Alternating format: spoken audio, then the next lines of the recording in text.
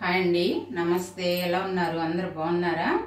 ఈరోజు అయితే మనము పాలకోవా చేసుకుందాము. గోధుమ పిండితో నెయ్యి, షుగరు అంతే అండి. ఇలా హల్వా తయారు చేసుకుందాము, చేద్దాము. చూడండి, ఇప్పుడు స్టవ్ మీద ప్యాన్ పెట్టానండి.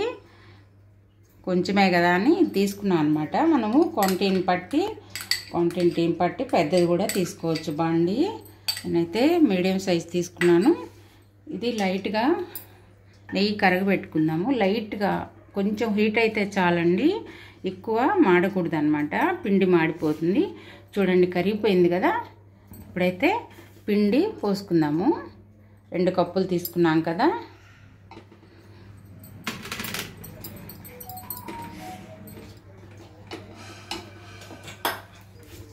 ఇలా కలిపెట్టుకుంటూ ఈ కప్పు కూడా పోసేస్తున్నాను. బాగా కలుపుకుందామండి. సిమ్లోనే ఉండాలి. మంట అయితే హై పెట్టనే కూడదు అస్సలు. ఇలా కలుపుకొనేసి మనము లైట్గా బ్రౌన్ కలర్ వచ్చేంత వరకు వేయించుకోవాలన్నమాట. చూడండి, ఇలా మనము పిండి పోయంగానే పలసగా అవుతుందన్నమాట. అది మళ్ళీ మనకి గట్టిపడుతూ పలసనవుతూ ఉంటుంది. అయితే స్టవ్ మాత్రము సిమ్లోనే ఉండాలండి, హై అస్సలు పెట్టకూడదన్నమాట. ఇది చాలా బాగుంటుంది. చిన్నప్పుడు మనము పాలకోవా కొనుక్కునే వాళ్ళం కదా, అలా ఉంటుందన్నమాట. నోట్లో వేసుకుంటే కరిగిపోతుంది. చూడండి, మీరు ట్రై చేసి మీకు అలాగే అనిపిస్తుంది అన్నమాట. చూడండి, ఇలా లైట్గా మనము వేయించుకోవాలన్నమాట. ఇలా కలుపుతూ ఉండాలి, అస్సలు ఆపకూడదండి. కొంచెము పెద్ద బాండలు అయితే బాగుంటుంది. నేను ఎందుకో చిన్నది తీసుకున్నాను, ఫ్రీగా ఉంటుందన్నమాట. నేనైతే వేరే ప్యాన్లోకి షిఫ్ట్ చేశానండి. ఎందుకంటే ఇది చాలా ఇరుకుగా అనిపించింది అనమాట. అందుకని పక్కన పెట్టేసి దీంట్లో పోసేసాను. ఫస్టే మనము పెద్దది పెట్టుకుంటే మనకి ఫ్రీగా ఉంటుందన్నమాట. చూడండి, ఇలా కలుపుతూ ఉండాలి. లైట్ బ్రౌన్ కలర్ వచ్చేంత వరకు ఇలా కలుపుతూ ఉండాలన్నమాట. ఇలా కలుపుతూ ఉండాలండి, అస్సలు ఆపకూడదు. సిమ్లోనే ఉండాలి. స్టవ్ మాత్రం మనకు హైలో అస్సలు పెట్టకూడదు. ఇదైతే గమనించుకోండి, గుర్తుపెట్టుకోండి. హైలో పెట్టామంటే అడుగంటేస్తుంది అనమాట. సిమ్లోనే మనము ఇలా వేయించుకుంటూ బ్రౌన్ కలర్ వచ్చేంత వరకు మనకి 10 మినిట్స్ పడుతుందండి. అంటే మనము చేసే దాన్ని బట్టి అనమాట. కోవా ఎంత చేస్తామో అంత. దీనికైతే ఒక 10-13 మినిట్స్ పడుతుంది. చూడండి, ఇలా బాగా వస్తుంది కదా, ఇట్లా ఉబ్బినట్టు ఇలా వేగటం అన్నమాట. ఇది ఇలా బాగా వేగుతుంది మనకి. ఇలా తిప్పుకుంటూ ఉండాలి. కొంచెం లూజ్ అవుతుంది, మళ్ళీ కొంచెం గట్టి పడుతుంది, మళ్ళీ లూజ్ అవుతూ ఇట్లా వేయించుకుంటూ ఉండాలన్నమాట. చూడండి, వేగుతుంది కదా పిండి, అందుకనే మనకి ఇట్లాగా ఉబ్బినట్టు వస్తుంది అన్నమాట. చూడండి, ఇలా వేగుతుంది. చూడండి, బాగా మంచి స్మెల్ వస్తుంది మనకి. ఇలా అనుకుంటూ మనము ఇలా ప్రెస్ చేస్తూ ఉంటే మనకి పిండి బాగా ఉబ్బినట్టు వస్తుంది. చూడండి, వేగే కొద్దీ మనకి ఉబ్బినట్టుగా కొంచెం బాగా ఫ్లఫీగా వస్తుంది అన్నమాట.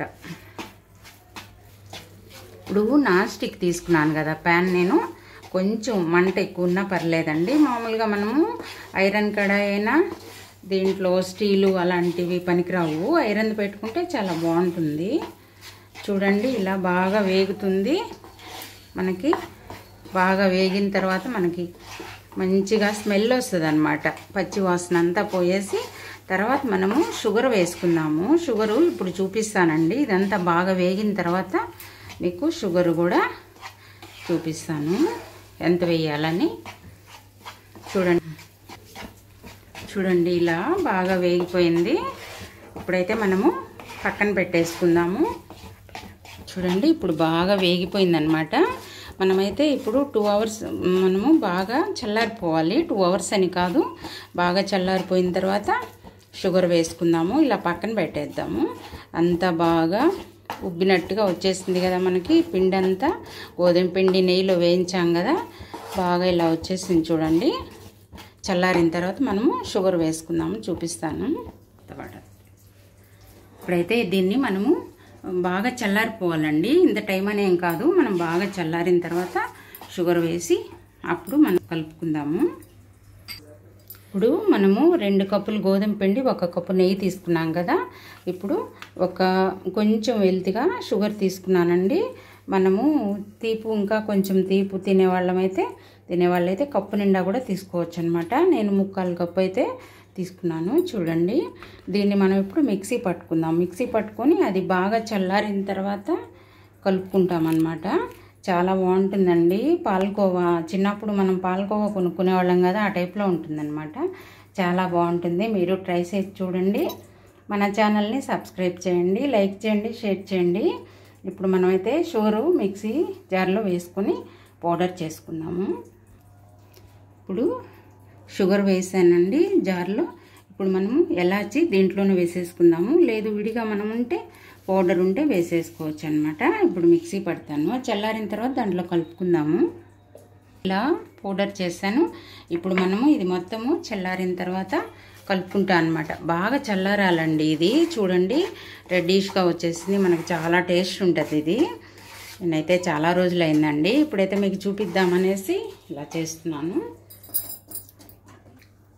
చూడండి బాగా చల్లారిపోయింది. ఇట్లా చల్లారిపోవాలన్నమాట. అస్సలు వేడే ఉండకూడదు. బాగా మనం పక్కన పెట్టేసామంటే చల్లగా అయిపోతుంది అనమాట. చూడండి అస్సలు వేడే లేదనమాట. ఇప్పుడు షుగర్ కలుపుకుందాము. చూడండి షుగర్ ఇలా వేసుకొని కలిపేసుకుందాము. ఇలా మొత్తం కలిపేసుకుందాము. గట్టిగా అయిపోతుంది, మళ్ళీ లూజ్ అవుతుందండి, ఇబ్బంది ఏం లేదు. బాగా ఇలా కలుపుకుందాము. ఇలా మొత్తం షుగర్ అంతా కలిసిపోయేటట్టు కలపాలి.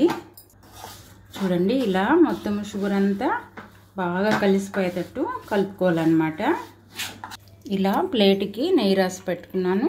ఇప్పుడు మనము ఇదంతా కలిపేసుకొని కొంచెం కలపాలి. అంటే బాగా షుగర్ అంతా కలిసిపోయేటట్టుగా మనకి ఈవెన్గా మొత్తం బాగా. అప్పుడు మనము ప్లేట్లో పెట్టుకుందాము. ఇప్పుడు మనము మొత్తము ప్లేట్లో పోసేసుకుందామండి. పోసుకొని సర్దేసుకొని మనము ఇలా పోసుకున్నాం కదా, మొత్తము ఇలా ఒక సైడ్కి స్ప్రెడ్ చేసుకుందాము. కొంచెమే కదా, ఇది ప్లేట్ పెద్దదైందండి. కరెక్ట్గా ఉండేది తీసుకుంటే కూడా మనకి చాలా బాగుంటుందన్నమాట. అంటే కరెక్ట్గా ఇలా సగానికి పెట్టుకుందాము. ఇప్పుడైతే ఇది పలసబడుతుందండి. ఇప్పుడైతే ఒక 2 అవర్స్ మనము బయట పెట్టేసుకోవాలి. లేదు మనకి త్వరగా కావాలంటే మనము ఫ్రిడ్జ్లో పెట్టేసుకోవచ్చు. చూసారు ఇలా ఒక సైడ్కి పెట్టేశాను అనమాట. మనకి కొంచెమే కదా, ఇది పెద్ద ప్లేట్ అయిందండి. కరెక్ట్గా మనకి చిన్నది ఇలా ఉంటే పోసేసుకోవచ్చు అనమాట. ఇప్పుడైతే నేను దీన్ని ఒక 1/2 అవర్ ఫ్రిడ్జ్లో పెట్టేస్తానండి. బయట అయితే 2 గంటలు పడుతుంది, అందుకని ఫ్రిడ్జ్లో పెట్టేసి చూడండి ఇలా ఒక సైడ్కి పెట్టుకున్నాం కదా. ఇప్పుడైతే మనము ఫ్రిడ్జ్లో పెట్టేస్తున్నాను నేను ఒక 1/2 అవర్. లేదు మనకి నిదానంగా ఆరాలి అనుకుంటే ఒక 2 అవర్స్ బయట పెట్టాలండి. ఇది కొంచెం లూజ్ అయింది చూడండి, షుగర్ వేసాం కదా.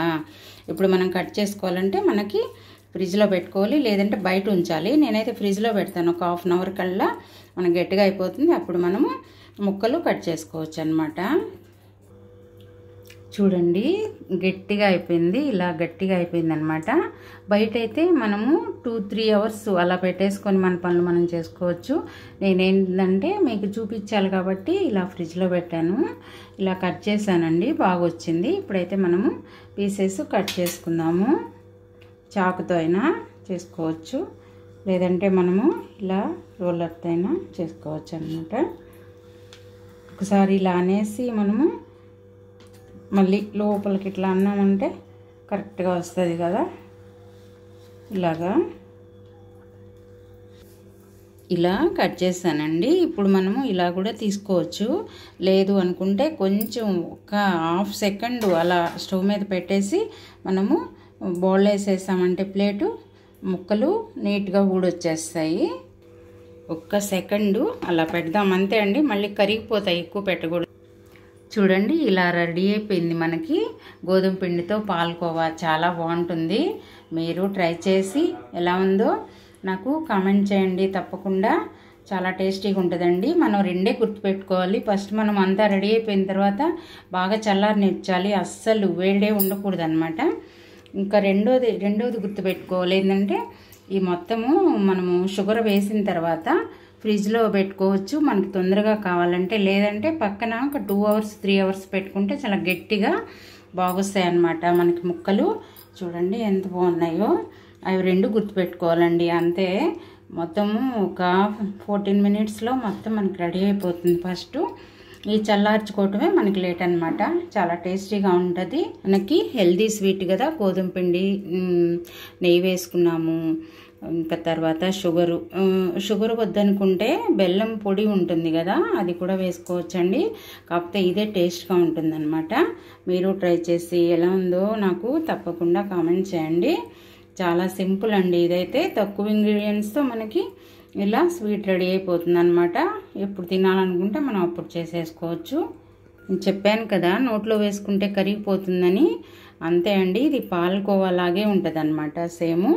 మీరు చూడండి, కావాలంటే ట్రై చేయండి. చూడండి, మన ఛానల్ని సబ్స్క్రైబ్ చేసుకోండి, షేర్ చేయండి, లైక్ చేయండి. Thank you.